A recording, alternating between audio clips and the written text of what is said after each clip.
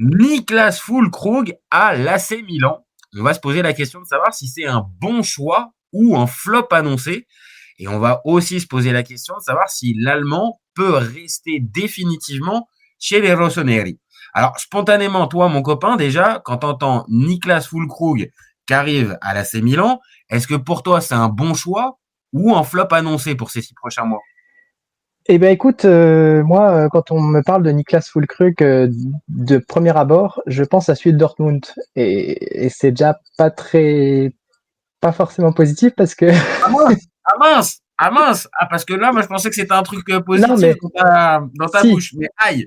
si, celui de Dortmund, c'est positif, sauf que ça fait 1 an et demi qu'il est plus à Dortmund. Ah, bon, là, tu rentres tout de suite dans le vif du sujet. Ok, d'accord. Donc le Niklas Füllkrug qui est parti de Dortmund, t'es pas très très fan. Mais si c'était celui qui était encore à Dortmund, là, t'aurais pris. Là, t'aurais dit Voilà, oui. voilà, c'est ça. C'est toute la nuance est là en fait. Alors, est-ce que c'est quoi? C'est basiquement ce que je vais partager, la feuille de stats, qui est véritablement pas bonne et qui est pas au niveau du joueur, ou c'est le profil de Neuf qui t'ambiance pas? Alors, bah, le profil de neuf, pourquoi pas? Moi, enfin, vu ce qu'on a à Milan, profil de neuf, c'est un peu pauvre dans ce registre-là, je dirais. Mhm. On a pas mal d'attaquants, pas mal de profils d'attaquants, mais en profil neuf, on a Jiménez. Bon, Ouais. Leao est considéré comme neuf maintenant dans le système 3-5-2 d'Allegri, hein, puisque Mhm.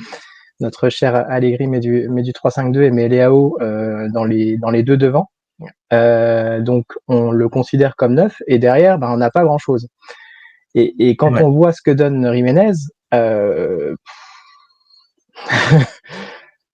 je l'aimais Ouais. bien. Moi, j'avais des espoirs quand il arrivait. En fait, j'avais beaucoup d'espoirs et même à l'été, je plaide coupable parce qu'on s'est échangé ensemble là-dessus. Je préférais garder Jiménez que prendre Højlund. 6 mois ont passé Bon, depuis. c'est très honnête de ta part. Ah ouais, Je vois là quand même une vraie honnêteté. C'est vrai que maintenant, quelques mois après, à choisir, ouais, j'avoue, j'aurais ben plutôt pris Højlund à ce moment-là. Mais il fallait se positionner et ça ouais. pouvait s'entendre. Je fais un pas vers toi que Jiménez, après 6 mois d'adaptation à l'AC Milan, pouvait peut-être arriver à trouver sa place. Maintenant, on Hum, va rentrer dans le vif du sujet. Santiago Jiménez, il a un véritable manque d'efficacité, voire même de confiance hum. depuis le début de cette saison avec l'AC Milan. Corrige-moi, c'est un ou c'est 0 but depuis le début de saison pour l'ami Jiménez. Pour Je moi, crois, je crois que c'est zéro. Hein. Je crois que c'est zéro. Hein. ouais, je crois pas avoir vu. Donc, on parle là d'un attaquant qui a marqué 0 but. Mais il se trouve que quoi, Niklas Füllkrug, il est sur quel bilan depuis qu'il est à West Ham de cette saison? Bah, je le partage. Bah, c'est 8 matchs, 0 but et 0 passe décisive. Donc là, est-ce que tu n'échanges pas un, un mauvais élève contre un autre mauvais élève, en fait, avec cette transaction? Eh bien, j'ai un peu peur, à vrai dire. J'ai un peu peur, à vrai dire, de ça. Après, et en plus, c'est confirmé par la saison d'avant, parce que dans tes stats que tu partages, tu as aussi la saison d'avant. C'est trois pauvres C'est buts. pas, ouais, c'est vraiment pas bon. C'est 26 matchs. Euh, Depuis qu'il est en première ligue, c'est 26 matchs, 3 buts, 2 passes décisives. Et 11 fois titulaire. Donc en plus, il a même pas été, on va dire, titulaire sur la continuité. Alors peut-être que c'est ce qui peut expliquer les stats aussi pauvres, oui, mais de l'autre, ça veut dire qu'à West Ham, il n'a pas réussi à s'imposer comme titulaire. Donc ça pose question en fait. dans un club qui joue le maintien cette saison et qui a une fin de saison pas fameuse. Ouais. Moi, je trouve que c'est vraiment très très faible. Et comme tu dis, enfin voilà, il marque pas, il joue pas. Donc ça fait 1 an et demi qu'il joue pas. On rappelle qu'il a 32 ans. Ouais. Donc un C'est pas un attaquant à genou. 32 ans. C'est pas un, Oui, c'est pas un genou sur lequel voilà. tu peux te dire, bon, peut-être qu'il va y avoir une marge de progression et que, ok, c'est un joueur un peu moyen plus, mais qui a 27-28 ans et qui peut peut-être se révéler. Là, le fameux cut de 27-28, il l'a déjà passé quand il était à Dortmund. Donc, C'est ça. moi, je suis très Et perplexe. Vraiment, je suis très perplexe sur ce. ben, je suis un peu nuancé aussi parce que donc il y a cet aspect-là, il y a l'aspect de donc il a 32 ans et ça fait en gros une saison et demie qu'il a pas performé Ouais, en étant clair.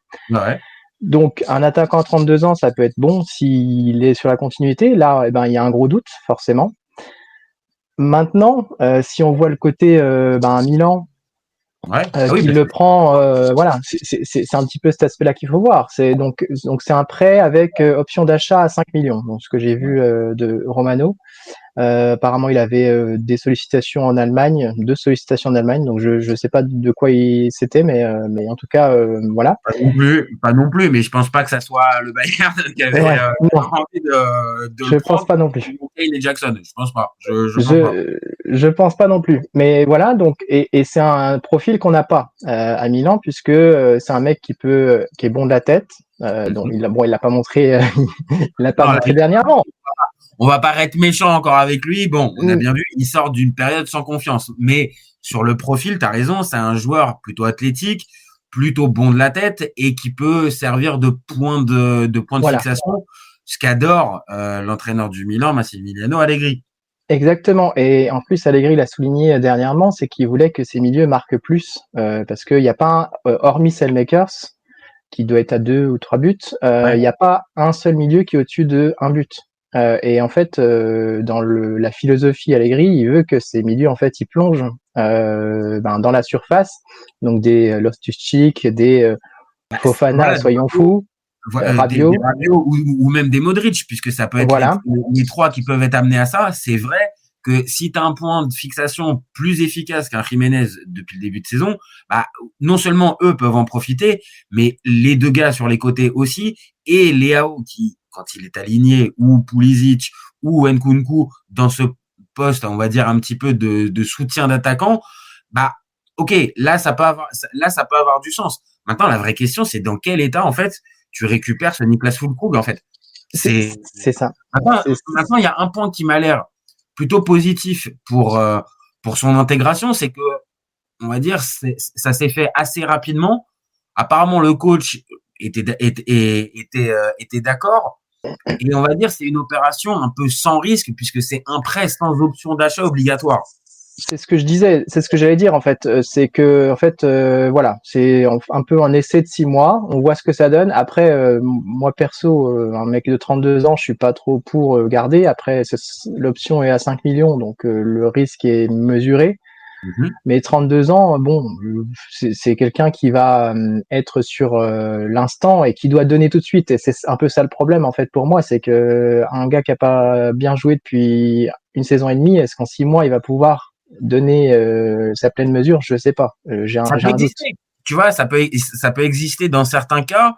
Et là où je dirais plutôt dans ce sens-là, c'est que, encore une fois, il arrive en tout début de mercato. Le coach le voulait.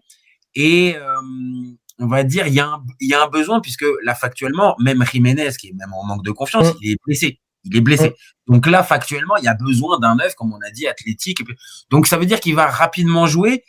Maintenant, ça va oui, comme dans beaucoup de cas, ça va être les premières titularisations et les premiers moments qui vont être un peu décisifs dans son aventure avec Milan. Mais je vais te poser la question parce que c'est ça qui m'intéresse. À partir de quel bilan tu pourrais te dire, toi, en tant que supporter du Milan, allez, Füllkrug, on le garde. C'est quoi? C'est les 10 buts d'ici la fin du mercato, les 5 buts, ou bon, je vais pas dire moins, parce que si c'est moins, ça tombe sous le sens, Mais ça va forcément, tu vas me le dire, et on va le laisser partir, et merci pour tout. bah, on va dire que 8 à 10 buts, on peut quand même considérer que Ouais, ce sera un bon recrutement et qu'on pourra peut-être envisager la suite. Maintenant, il y a d'autres pistes sur l'été avec notamment un Vlahovic ouais. qui risque d'être libre. Moi, ça m'intéresse davantage un Vlahovic plutôt qu'un Füllkrug. Tu m'as donné un peu le sourire, tu vois. Là, j'avoue Ah que, en bah, tant que supporter du Milan, tu me dis Vlahovic plutôt que Füllkrug. Ouais, j'avoue que je suis un peu plus hypé. J'avoue que ça me ah, parle un peu plus. Maintenant, en doublure, pourquoi pas? Enfin, on peut le garder pour la suite en doublure si jamais il performe, pourquoi pas? Après, je suis jamais fan moi de recruter un mec comme ça qui a jamais mis les pieds en Italie, qui arrive à 32 ans. Ok, il a réussi en Allemagne, mais l'Allemagne c'est pas l'Italie. Enfin, on va dire les choses comme elles le sont. Non, mais pour L'Allemagne les c'est pas du attaquants, tout l'Italie. t'as C'est raison. pas du tout la même chose. Donc après, peut-être que son jeu fait de pivot, etc., peut quand même amener quelque chose parce que bah il n'y a pas forcément besoin d'être à la limite du hors-jeu quand tu joues avec un gars comme ça. Mais moi je reste sceptique. Donc wait and see quoi, on va dire wait and see, mais moi je pars sur un a priori négatif. Voilà. Donc toi, dans la question qu'on pose, toi, tu partirais plutôt vers le flop plutôt que vers le bon choix. Toi, t'aurais été plutôt. Alors, qu'on soit clair, je te demande pas un nom, tu vois, je vais pas te piéger comme ça. Mais toi, t'aurais été plutôt sur un profil peut-être plus jeune, plus sur un truc d'avenir, ou encore une fois, cette idée de prendre un gars pour les 6 mois, ça va, mais c'est juste le profil de Füllkrug et ses récentes performances qui te font tiquer. Bah, disons que, comme tu l'as dit, l'attaquant il est nécessaire aujourd'hui parce que bah voilà, Jiménez donne pas satisfaction, il est blessé, etc. Donc pour 6 mois, bon, ok. Je le vois pas aller plus loin en fait. Pour 6 mois, ok. Et effectivement, c'est difficile de trouver au mercato d'hiver un mec qui souhaite se relancer, même si bah il y en a certains qui commencent déjà à bouger. On a vu Kalimundo, etc. Bah pourquoi pas un mec comme ça. Après, je sais pas si il est adapté à l'Italie, hein, c'est encore autre chose. Mais Non, il mais y a peut-être des profils un peu plus jeunes. Moi, j'aurais quand même visé un peu plus jeune plutôt qu'un mec de 32 ans où on sait très bien que en fin de saison, en fait, moi, je vois pas l'intérêt de le garder en fait. bah oui, parce que même, tu vois, là, en y réfléchissant, quand je t'ai posé la question, à partir de combien de buts tu pourrais être tenté, toi, supporter du Milan, de le prolonger, mais c'est que même, allez, on va dire folie, il paye sa dizaine de buts, mais est-ce que l'année prochaine, tu pars avec Füllkrug Non, comme numéro 9, avec potentiellement la Ligue des Champions derrière, puisque normalement, le Milan devrait finir dans les 4 premiers. Donc, est-ce que c'est réellement un bon choix? Moi, le seul bon choix, en fait, et je pense qu'on va être d'accord, c'est juste que le Milan ne prend pas réellement oui, de, de ouais, de danger. Il y a pas de danger, en oui, fait, oui. dans cette transaction. Mais sportivement, ouais, on est obligé, je vais aller dans ton sens avec le wait and see. Et plutôt, je pars plutôt vers le flop plutôt que la bonne surprise. Mais s'il y a la bonne surprise, ouais, est-ce que ça vaut le coup de le garder? J'avoue, ouais. Non, mais c'est ça, en fait, financièrement, c'est pas le risque de prendre un attaquant à 30-35 millions comme on a pris l'an dernier au mois de janvier, C'est ça. qui s'appelle Jiménez. Donc, Ah oui, voilà. clair, c'est pas les mêmes du tout les mêmes conditions salariales, les conditions de transfert. Là, on parle d'un gars qui arrive 6 mois sans option d'achat et l'autre qui a été acheté à quasiment 30-35 millions. Ouais. Donc, on n'est pas du tout sur la même chose et il va falloir forcément se poser la question pour lui de rentabiliser le transfert derrière. Donc, ça veut dire que même avec un full crew qui va peut-être bien marcher, qu'est-ce que tu fais de ton Jiménez? Ça va devenir véritablement un poids mort, en fait. Parce C'est, qu'il va plus avoir aucune valeur. Mais factuellement, on l'a dit, il est blessé. Il y a des matchs, faut enchaîner. Euh, donc, il fallait un neuf. Donc, c'est peut-être la moins mauvaise solution. Maintenant, voilà, je pense qu'il y a beaucoup de supporters qui vont pas forcément être hypés et qui vont être un peu dubitatifs sur cette venue de Füllkrug. Mais non, on va c'est être un ça. peu comme eux. Hein. Non, c'est ça. Et comme tu le dis, en fait, on sait pas à quoi s'attendre et en même temps, bon, il n'y a pas trop de risques. Donc, allons-y, on attend, on voit, et puis, ma foi, On aller jette à la Jacques pièce. Test, hein. Voilà. Pour le dossier Füllkrug, voilà, les gars, nous, on jette la pièce en l'air et on attend de voir s'il enquille les buts ou pas. Et auquel cas, bah, on fera peut-être un débat. Sinon, on se positionne. C'est plutôt un flop, malgré que le Milan va pas perdre grand-chose. On le voit plutôt en flop. On est d'accord? On est d'accord. Bon, on est d'accord.